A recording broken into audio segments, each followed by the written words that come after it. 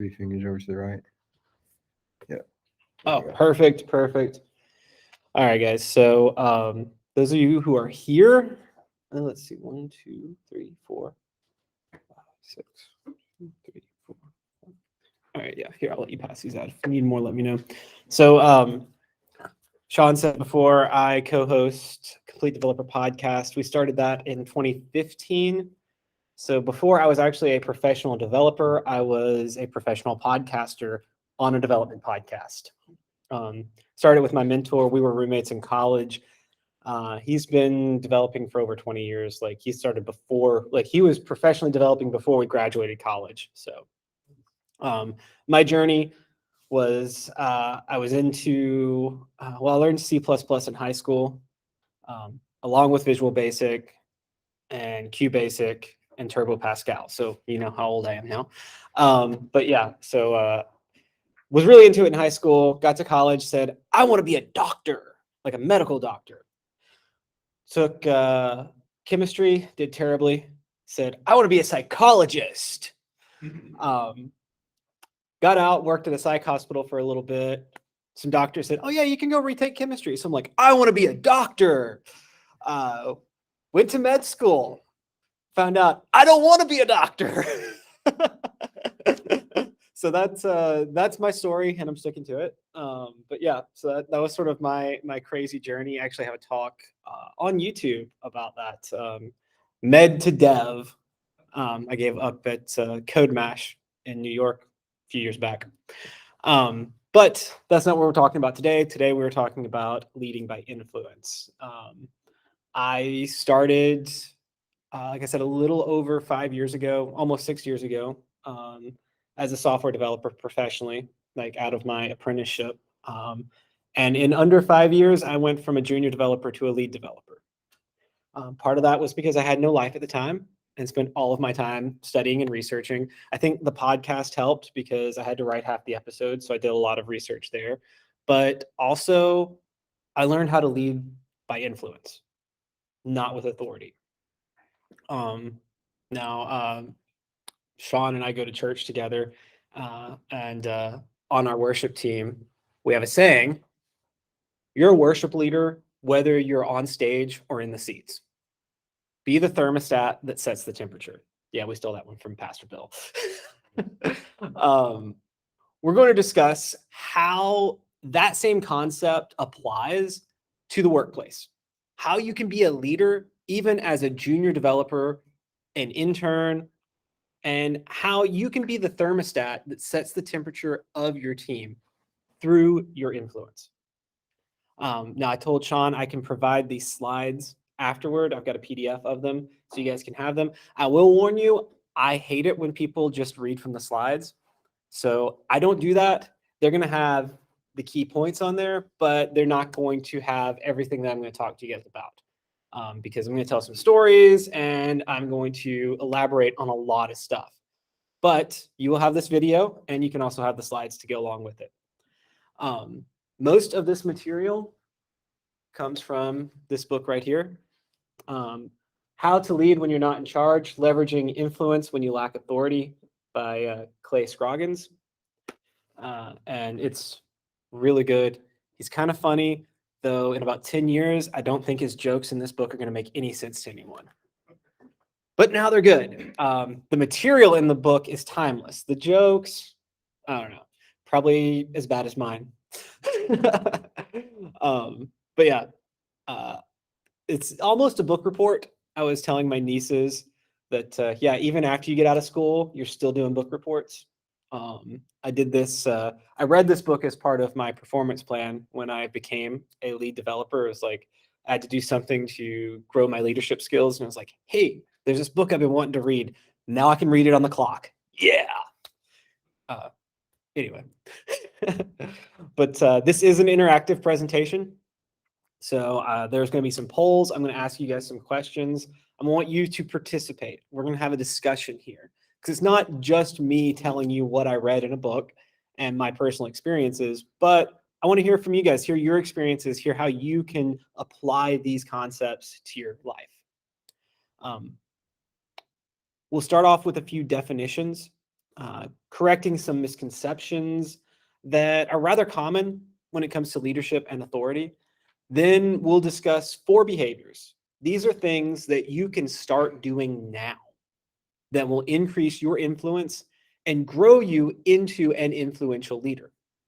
You don't have to wait until you're in charge to be a leader. Start now by applying what we're going to discuss. And when you are given the authority, you'll already be leading without needing that authority. So we're going to start off with a poll. Just a simple poll. The first time I gave this, I did it over Teams. So I had the reactions there. But I'm just going to go down this and ask you guys, how in charge do you feel day to day? So let's just start with raising our hands. I rule the roost. You people. Hey, we got one person. That is awesome. I like it. I like it. All right. You must be like the big boss man. Oh, yeah. Yeah. Yeah, that is definitely ruling the roost. All right. I make decisions most of the day. This is sort of where I fit too. I make some decisions, but defer to a higher authority. Yeah, I've been there too. And finally, I'm at the bottom of the totem pole. All right. Nobody's at the bottom. That's good. That's good, guys. I like that. Autonomy. The dictionary defines it as the right or condition of self-government. It's one of the pillars of motivation. It is essential to a healthy workplace. Autonomy, it's the ability to make decisions and have a say in the way things are going. It doesn't mean that you can do whatever you want. I mean, unless you own your own business. But even then, yeah, you're ultimately accountable to someone. A lot of times we tend to think, if I were in charge, or for the more ambitious of us, when I'm in charge, I'll have the ability to do things the way I want them. There's an idea that when we're in charge, we are completely autonomous. But that's a big misunderstanding, because autonomy doesn't mean that you get to do everything you want. So, what do you think of when you hear the word authority? And that is not a rhetorical question. Decision maker. Decision maker? I like that. Anybody else? The dictionary defines it as the power or the right to give orders, make decisions, and enforce obedience. Do you need authority to be a good leader? I mean, given the title of this talk, what do you guys think? No? Probably not, no. It definitely helps, but it's not necessary to be effective or good at leading others. You don't even have to be in a leadership role to be a leader. Even if you have no desire to have authority, to be in management, you can still lead by influence. The phrase, respect the position, even if you don't respect the person, that references positional authority. It has to do with the power of a certain title or a position, not the actual ability of the person who's in that position. Influence, on the other hand, is the ability to inspire confidence in others. You don't have to be in a position of authority to be influential. Influence is respecting the person even without the position. It's the ability to persuade people to do something or to agree with something. It's having an impact on the decision making without actually controlling the decision makers. So now we're going to talk about 4 behaviors that you can start doing right now to increase your influence as a leader. These behaviors, it's not exactly a linear progression, but this is how they're laid out in the book because it makes the most sense to go down in this order. And I'll explain that as we hit each one. When starting the new habit of leading with influence, it's easier to focus on one at a time. And then once you get that behavior down, move on to the next one while maintaining the previous. That's the tricky part. You got to maintain that previous one. So first off, leading yourself. This one is first because it's something that has had the biggest impact on me. Like even before I read this book, leading myself became a huge deal. You have to start leading yourself before you can really apply a lot of the rest of these. You can start working on them, but it's not really going to have an effect until you lead yourself. There's a quote from the book that I really like. Everyone leads something, even if it's just you. If you're not leading yourself, then you're subject to whatever emotional state you're in. And that can be influenced by circumstances or by those around you. We've all had bad bosses or bad leaders. Honestly, guys, if you haven't had one yet, you're gonna. I mean, that's just reality. Except for, unless you are your own boss. But you've had bad customers, I'm sure. Oh, yeah, that's true. That's true. Not only are bad bosses or bad leaders an example of what not to do in leadership, they can actually be a great opportunity for self-leadership. Another quote from the book, your boss is not in charge of you. You are in charge of you. Now, they may control the consequences of your actions, but ultimately you get to choose if those consequences are worth it. At my last job, we went work from home before COVID, and they had a rule. Management was kind of like, I don't know about this. So they had this rule, if you failed a sprint, you had to come in. And of course, because we went work from home, operations took out all of our cubicles and they're like, we're reusing this space. So we had to sit in a conference room, all cramped up, a lot smaller than this, like half the size of this room, with the entire team on a laptop. You don't have your multiple monitors. I love my multiple monitors, like spreading out. Now you got to sit cramped up, and you're expected to do better than you did in the comfort of your own home, because they thought, well, being at home is a distraction. So one of the other developers on the team and I were like, we are not coming into the office. So we had a couple of people who are kind of slackers or not very good at their jobs. A little bit of both. So we were picking up the slack, and it was stressing us out.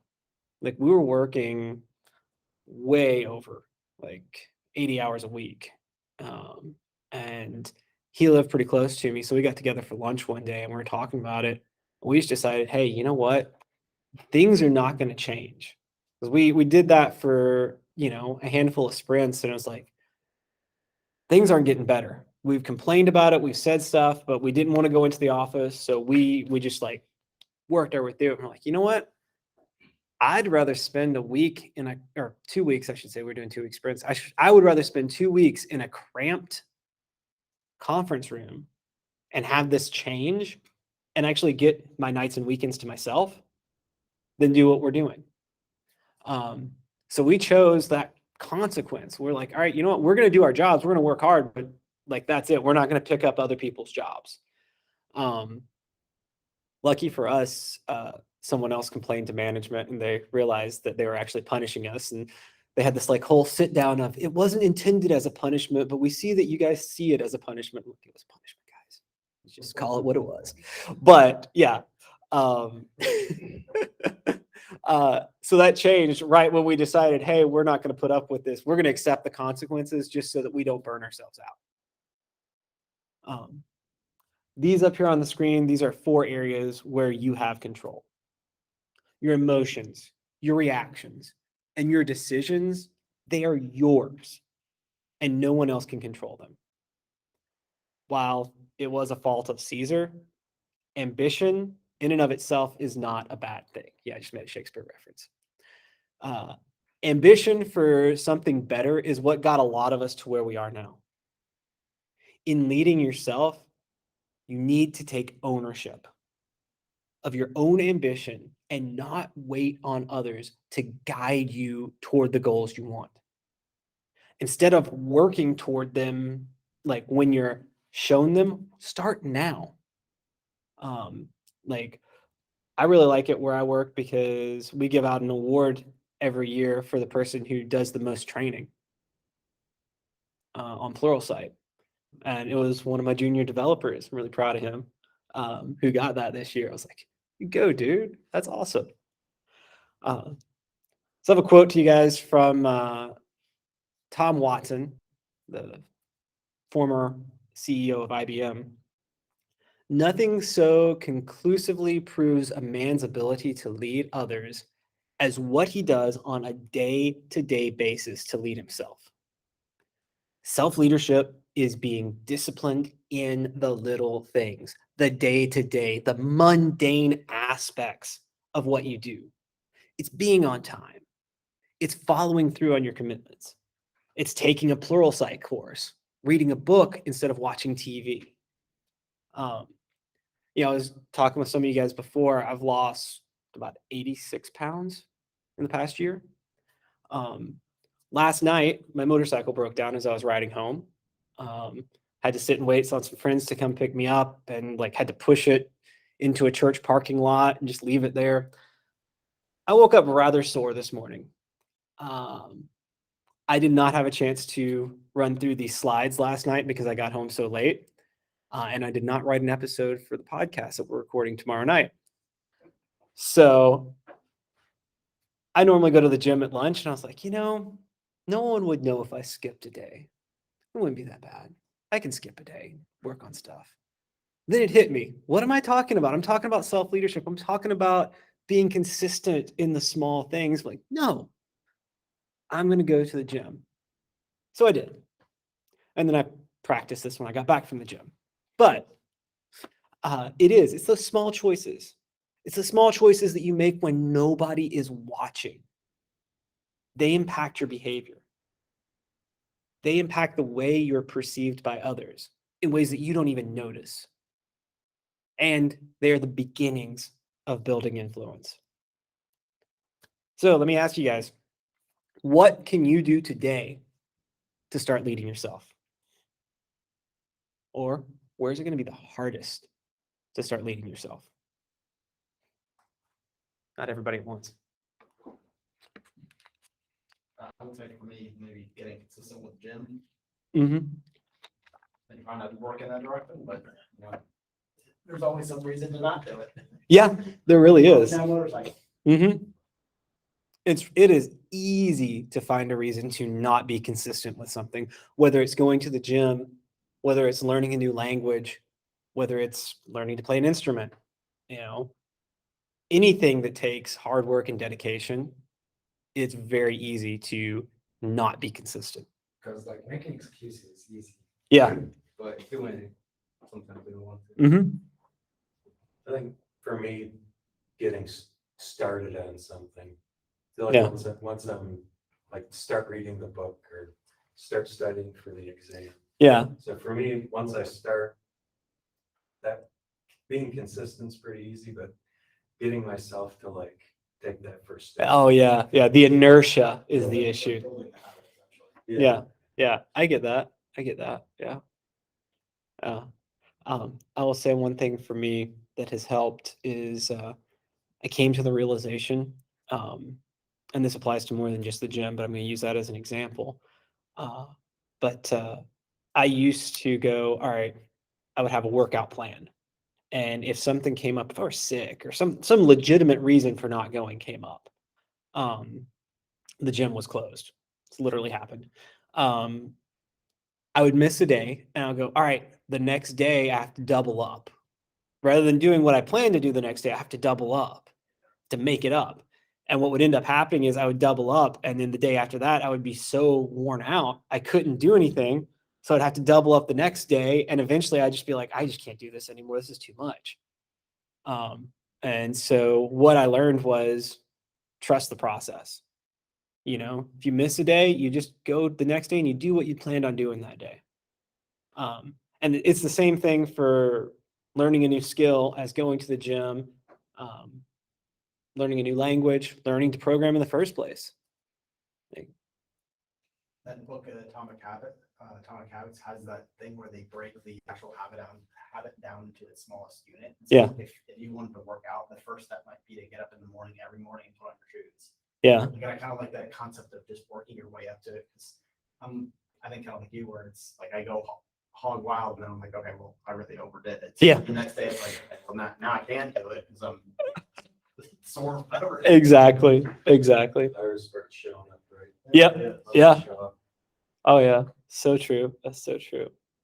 All right, guys. So a few principles of self-leadership. First off, you can model followership by showing others around you how to be a good follower. They'll see how you respond to a bad boss or how you handle tough deadlines and start to see you as a leader. Moral authority is much more important than positional authority. A big thing that I have learned, and it's something that's really easy to not do, is if you disagree with leadership, disagree in private, but agree and support their decisions in public. That's going to build more influence than anything else. Because people know, even if you don't say it, people will know, like, this is a bad decision. They know it's a bad decision, but they're still supporting it because, that's how you show that leadership skill. Drop your expectations about how things should be and focus on the reality of your situation as it is. Now, I'm sure you guys have all seen this. If you've ever worked with someone pretty new to development, or who's gotten a little bit like junior developers have this issue the most, is what I've noticed, is they'll have something and it's not working. And you go, all right, well, so show me your code. And they're like, all right, here it is, but this is what it should do. And they're so focused on what it should do, they can't see what it's actually doing. I can't tell you how many times I've had to say, all right, that's what you want it to do. That's our end goal. But what's it doing now? How do we get from what it's doing now to where you want it to be? Expectations can ruin your attitude and relationships. Focusing on how things should be and not seeing where they actually are only leads to complaining, not influence and change. Monitor your motives and behavior through consistently checking your own motives behind what you're doing and thinking. You want to avoid reacting to emotions, but instead respond with planned out behavior. And this goes beyond just public behaviors, but you want to monitor your personal emotions and private behaviors, because what you do in private is going to seep out. Even if you are really good about keeping your disagreements out of the public eye, if you're sitting by yourself grumbling about it all the time, that's going to come out. It's going to come out in your attitude. That's going to come out in the way you respond to things. And it may even slip out when you don't mean it to. Go all in, especially when you feel like giving up. Completely commit for a set time, just to show yourself your own commitment. If no one would be surprised by you finding a new job, you're not all in. And this is a behavior that people notice more than any of the others. Finally, be intentional about leading yourself. Make a plan. Learn what you need to learn, because it's not going to happen by accident. You start where you currently are by dropping those expectations. Look where you want to go, map it out. Get a plan for how do I get from here to there. And if I need to learn something, if I need to learn leadership skills, I go get a book and read it. If I need to learn a language, I take a Pluralsight course. If I need to learn Azure DevOps, I take a certification, that sort of stuff. So the next behavior, choose positivity. This is the crux of all the others. It's second because once you start leading yourself, now you can choose to be positive, which is going to make leading yourself and others a lot easier. When I first started out, I actually got passed up for promotion the first time. I tried to move up from junior developer because of my grumpy attitude. Now, the official reason was the person who got chosen for promotion had been there for like 2 weeks longer than I had. I'd been a contractor before I got hired on full time. And so she got hired on full time while I was contracting. So there's like, all right, yeah, a little bit of semantics in there. But the reality of it was my attitude. When I talked to a friend of mine who was a lead developer about it, he told me, he's like, the big thing was when we ask for something, she jumps on it. And you'll do it, but you'll complain about it. And we need someone who's just going to jump on it and not complain. I was like, wow. So I asked him, I was like, hey, can you help me with that? Like, point that out to me because I didn't know I was doing it. And started working on that right away, changing that attitude. So the next time there's a promotion opportunity, I nailed it. It's great that they gave you that feedback. Yeah. That's awesome. A lot Yeah. of people won't even tell you that. Yeah, I know. I do like having that good feedback. You can trust them when they do that. Mm-hmm. There is a big difference between happiness and joy. Happiness is based on the root word hap, which means circumstance or what is happening now. Whereas joy is a choice. Joy is a choice to be positive, even in bad situations. With that said, perspective is everything when it comes to leading through influence. Not as much how others perceive you, but how you perceive the world. This has less to do with the object reality of what's going on and more to do with your approach to that reality. Like, you can see something as overwhelmingly difficult or as a fun challenge. I started learning to play the guitar about 3 years ago, 3.5 years ago, and then joined our worship team back in October. So they gave me some easy songs to try out with. And then my very first time on stage with them at practice, I had 2 weeks to learn the song. It had 2 bar chords in it. And if you play guitar, you remember learning to play, bar chords are a pain. Even if you're an experienced player, they can be a bit of a pain. And I struggled with them. I did. But by this point in time, I had learned, hey, your attitude matters. So my attitude was, all right, I got this. I'm gonna spend the next 2 weeks practicing, and I'm gonna nail it. I did okay. I mean, it was passable. But I've gotten a lot better since then. But later, actually early this year, when we had our big vision party, we have these core tenets of the team, and one of them is attitude. And even though I'd only been on the team for a few months, I actually won the attitude award because of that. No matter what, you say, oh, hey, I want you to learn the song by tomorrow.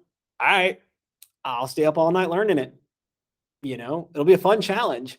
I might be like loopy tomorrow when you want me to play it, but all right. That has not happened, but that is the attitude. And that's what's helped me. Like, that's why they asked me to be on the team. It was definitely not my skills. I absolutely bombed. I was so nervous, y'all. I was so nervous, but I bombed my audition. But it was the attitude. Broaden your view to see the world with a panoptic lens. And what does that mean? Basically, the more of the big picture that you're able to see, the better you're going to be able to understand your role in the whole process. When you know what the company is trying to do, what they're trying to build, what your customers need from you, then you're better able to build that, to create solutions for them. Because let's be honest, guys, like we're software developers. Our main goal is to solve problems primarily with software. Sometimes the solution is we go out and buy something. Sometimes the solution is, yeah, you just need to do that by hand. Like you don't want to try and do this. But we're problem solvers. And to understand how to do that best, we have to see the big picture. This also puts your own world into perspective when you see how it fits into that big picture. On the same lines, the way you see the future influences how you will lead. If you have an outlook of despair, it's going to consume you with your current situation so that you can't break free and move forward. To get by that, find out what motivates you so that you can maintain a drive and a passion that will influence others. Positivity is a character trait that can be developed. Character, however, that's developed through difficult times and difficult decisions. A forward-thinking person can push through anything that gets in their way. As a leader, it's really easy to buy into something when you've had a say in it. Like we talked earlier about supporting management even when you disagree. It's a lot easier to support them when you've had a say. Even if you don't agree with the decision, if you've had a chance to have your say, it's still easier to support them. It's really difficult when you haven't. Positivity is staying positive even when you haven't had that. And it's attractive. Being positive in those situations attracts people to follow your leadership. So, what are the traits of a positive leader? How can your attitude affect those you lead?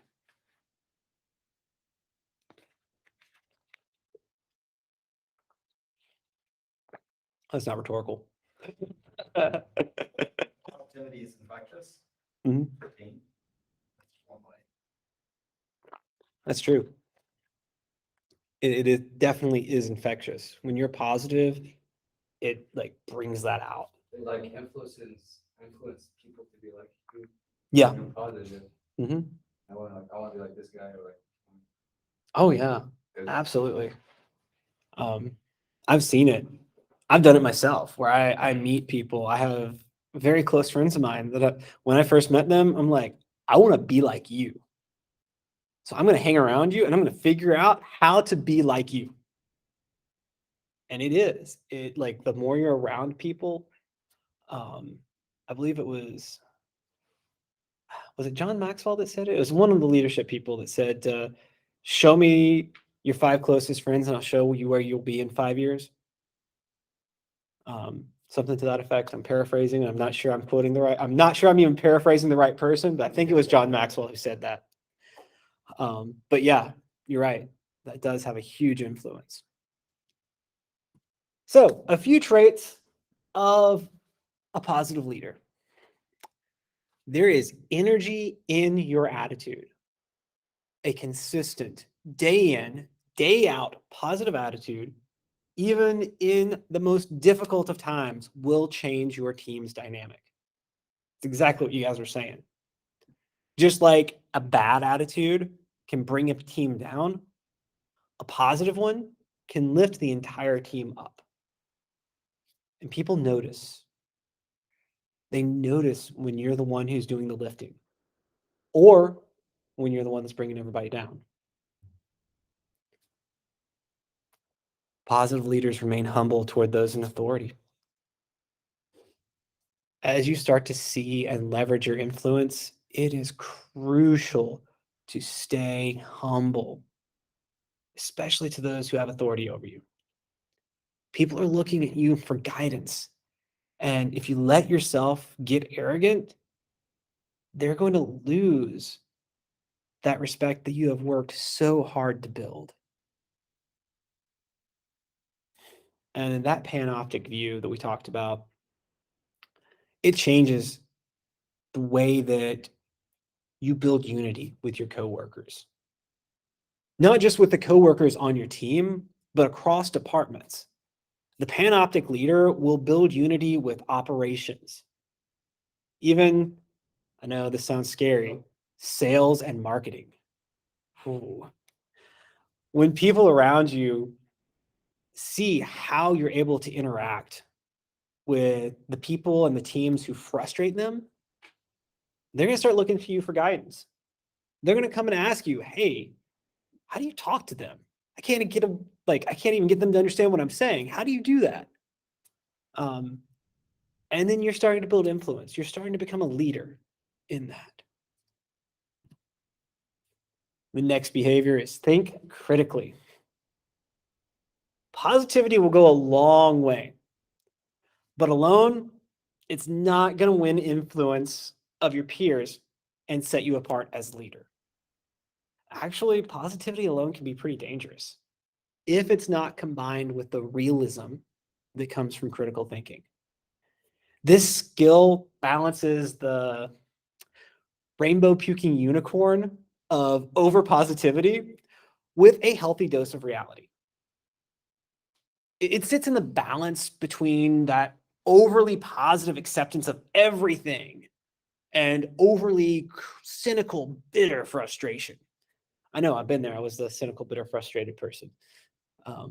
Yeah. Developing this skill will help you to navigate the difficult times when that positivity alone just won't cut it. Critical thinkers are on the lookout for ways to improve themselves, their team, their company, and everyone around them.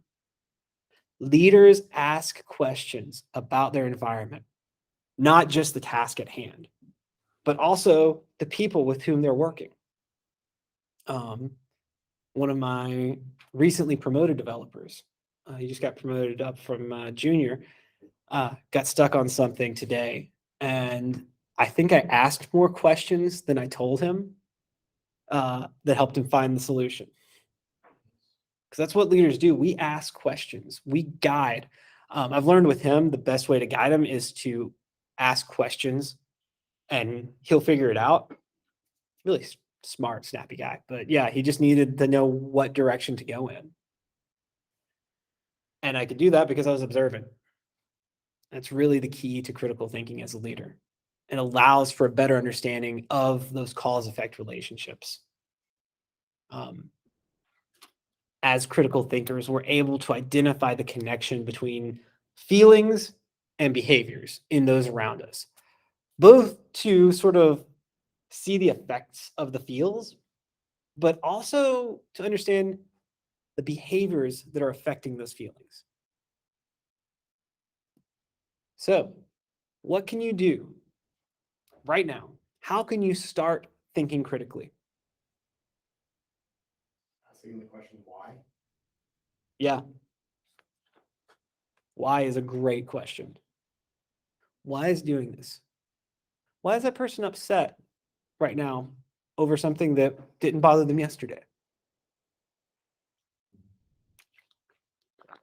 Why is a very good question to ask, unless you're a lawyer. Saw that in a movie somewhere. Lawyers don't ask the question why unless they know the answer.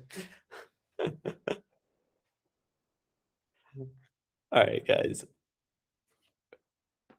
So like I said earlier, critical thinking is a skill and it can be developed. Subtle shifts. That's all it takes. Subtle shifts in the way you think and act that are going to improve your critical thinking skills. First off, think like an owner. So this guy over here, think like him. He's an owner. Owners care more about what they are doing because their livelihood depends on it. When you're working on a project, take ownership. Treat it like you own the company. This is a subtle shift in thinking that has such a huge impact on your critical thinking skills. Now, it may seem like an efficient, good idea to get all the meetings out of the way. I know as developers, we hate meetings. However, this does not allow time for one meeting to process before the next one starts. I know I like to do pair programming sessions a couple of days a week with the guys on my team. And sometimes our stand-up goes long. And I tell them, like, all right, we're going to start in 15 minutes because we gotta have that sort of mental break to process, especially when, a stand-up goes over, because then, all right, unless we're sitting around talking about Elden Ring is the one we've been talking about most lately. But yeah, unless we're talking about video games or something, no, like we need that little process time. It's also good because I can let my dog out, but it always needs to go out right after that meeting. I don't know why. But seriously though, the biggest enemy of critical thinking is an overcrowded schedule. When you start to think critically, it's easy to fall into the trap of becoming critical. This is why choosing to stay positive comes before critical thinking in the sort of the best order of leading by influence. Critical leaders, they don't want to see others succeed because it doesn't make them look good. Whereas critical thinking leaders, they want to see others succeed because they know that when others do well, it reflects on everyone. And guess who's part of everyone? You are. As you start to think more critically, you'll make observations. And if you're not careful, those can come across as judging or maybe even giving others a grade. When you see an issue present itself, you want to find a solution before talking about the problem. It may not be a good solution. And that's the really cool thing about this is when you present a solution, like you see a problem and you present a solution, you don't actually have to present a good solution. Just presenting one shifts the mindset from there's a problem to we're solving a problem. And it gets people thinking and someone will come up with a good solution. Unless it just isn't a good solution. Sometimes that happens. So finally, reject passivity, the fourth of our behaviors. We talked about taking ownership. Owners have a sense of control in the work they do. When we don't have authority, we can feel sort of a lack of control over our work, our future plans, and even our lives. This lack of control makes it easy to fall into the passivity of subordination. When that happens, we basically rely on others to tell us when, what, and how to act.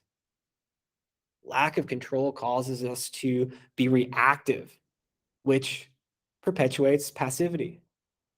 And in turn, that causes us to feel stuck as if we have no control. It's like this vicious cycle. When you don't feel in charge, it's easy and common even to only do what is necessary to get by. Instead of stepping up and looking for ways to take responsibility. When you're always waiting to be told what to do, then you never learn to take risks or how to handle failure. Leaders must know how and when to take risks. The only way to know that is by doing it. Just because you may not be in a leadership role or have responsibility now doesn't mean that you should just be passive. If you're waiting to be given responsibility, you'll never receive it because you've not shown that you can handle that responsibility. You need to take it on yourself before you're given the responsibility. And one of the things that helped me move into a lead position so quickly was .NET Core. When that came about, I was basically the only one who had played around with it. And everybody else, older developers. And so they were wanting us to move to .NET Core. Obviously, I got put on the team. I ended up having guys who'd been developing professionally since I was in middle school coming to me with questions because I'd been doing this on the side. And so I knew about it. It was kind of fun. Great opportunity to step up just by learning something new that everybody else didn't know. Also helped, I kind of had a friend who was like, you should learn this, dude. So let me ask you guys, what's preventing you from taking action now to be a leader? Are you waiting to be given the chance to show that you're good at leadership?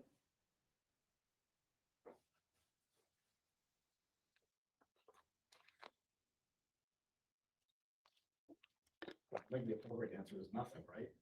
Should be. Should be. But Or yeah. no, yourself. Yeah, that's right. There's not really any right answer to this. This one is something that, I mean, for most people, it's like rejection or failure. yeah, that fear of failure, Yeah. that is big. Yeah. So let's talk about some ways you can become active. Doesn't happen overnight. It's a process. It's a process that you can start now, though. It's like we were talking about with going to the gym or learning something new. It's a process you start. Treat it like building a new habit and practice it regularly. Find problems that no one wants to solve and make them your own. I have a friend who literally made his career out of fixing bad code. I don't know. He likes that. I've had to do it, and I'm like, dude, I don't know why you like that, but he loves it. Nobody else wants to do it. He found his niche, and he's good at it. You have a card. No, but I can give you his number. I might have his card with me. Yeah. You're going to see things as a developer that managers don't, because you're in the weeds day in, day out. Find something that needs to change and take ownership of it. Look for creative ideas that others are not doing or something that you can do to improve the process. How can you improve the process? How can you improve the team? Just a personal example. Right now, I am leading the creative media team at church. And before I was doing that, I noticed that myself and the other photographers, we were starting, the ones of us who had been doing it for a while, were starting to slack up on our fundamentals. And so I got permission from our creative director to start posting on our Facebook page Friday fundamentals. And so I started doing that and doing a few other things that are just sort of taking on some leadership, looking for creative ways to do things, so that it got to the point when our creative director, she recently got married and moved away. She asked me to take over the media side of the creative team. So really cool. I was not angling for that at all, but I was really happy about it. Give yourself time in your schedule for planning and creativity. And creativity is important. And I don't know if you guys think this way or not, but a lot of people sometimes think, oh, engineers, software developers, we're not creative. Y'all, we take a blank page and we create stuff all the time. We create stuff that people use day in and day out. We are very creative. Another thing, and I got this from the book, the best planned ideas, even if it's not the best idea, the ones that planned out the best tends to win in meetings. if you see a problem, come up with a solution before presenting it. I've said that a couple of times, but it's important. To resist passivity, look for what your leaders want. Be able to anticipate their needs. So guys, wrapping it up, you must lead yourself before you can lead anyone else. If you don't lead yourself well, none of the rest really matters. When you start to develop that discipline of self-leadership, people take notice. The other three, they sort of work in combination once that process is started. Choosing to be positive, it's controlling your own emotions and your reactions. It's a trait that can and should be developed even if you aren't a naturally positive person. Even if you are a naturally positive person. I am a naturally positive person. But I told you guys the story about how I got passed up for promotion because I wasn't choosing positivity. Thinking critically, that's the ability to rationally examine the world around you. It's a skill set that also can and should be developed. Show that you can handle authority by rejecting that passivity and staying active. These all take practice. These all take effort. So start working on them now. I had one big takeaway from this entire talk. If you guys only get one thing out of this entire little over an hour that I've been talking, I want you to get this. Don't wait until you're given authority to start behaving like a leader. Start behaving like a leader now. And here's information about the book that I read that led to this talk. Thank you guys so much. Cheers.